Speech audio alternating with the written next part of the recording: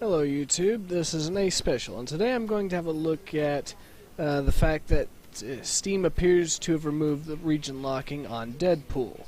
Now, for those of you who do not know, Deadpool was actually removed from the Steam store, and the only way you could get it, basically, was if you bought physical copies from somewhere else, and they had the Steam code, because this was a Steam-only game.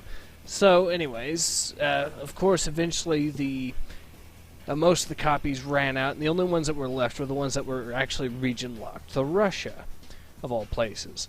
Before I start further, I should mention that the music you're hearing in the background is Destroy from Red Alert 2 by Frank Lepacki, I believe his name is.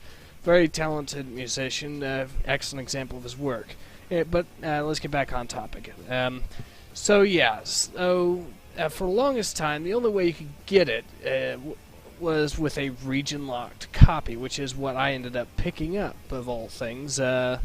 So, basically, you'd have to be in the Russian area. Of course, I'm not in the Russian area. Well, I can't say that I normally am, anyways. So, most of the time, I couldn't really use the game. But for whatever reason, I noticed that they appear to have changed it where you can now actually use it outside the region because, well, here's the footage of me actually playing it in my home town, basically.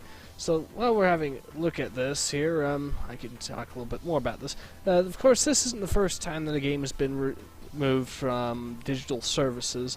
I believe that Wolfenstein is the Wolfenstein reboot is an example of a game that was also removed, and I should mention that Deadpool was made by Activision or published by Activision, and they also ended up removing Empire's Dawn of the Modern World, which was an RTS based around it was actually a spin-off of Empire Earth that focused on some. It was a genuine spin-off. It wasn't. It was enough of Empire Earth to still feel a little bit like Empire Earth, but it was still a pretty good game in its own right, and it did quite a few things different. And it was, in fact, the game that got me into the Empire Earth series, which you may have seen from my earlier videos is actually one of my favorite RTSs altogether. But I'm going off on a tangent there. So Deadpool itself, the game, I actually really like Deadpool, the game.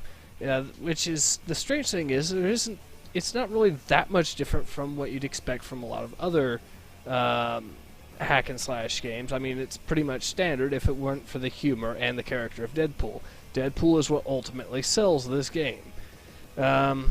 So really, if you ended up wanting to have a go at this, this might actually be your big chance, since they actually removed the region lock off the Russian copies. And the Russian copies, I should mention, are they do in fact have English as an option.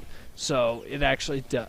So it is a genuine thing that you can really use. It's not like a game that has to be it's not like one of those games that Nintendo releases like Mother 3, where you actually had to find someone actually doing a fan-made translation. No, this is the Russian release, and it's still in English. So there you go. Although they might have actually patched it so that you get the international version, because I've noticed some minor changes in my playthrough of it relatively recently.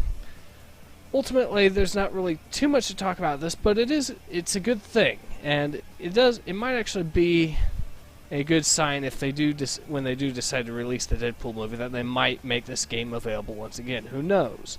But until that, you can keep your fingers crossed at the very least.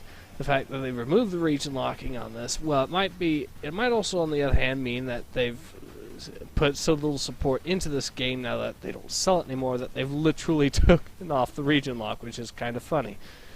So ultimately, yeah, there's my look at the fact that Steam appears to have removed the region lock on Deadpool, so you can now play a Russian copy of it. And those, I believe, are still around, so pick them up while you still can, because who knows if this game will be able to be available for much longer.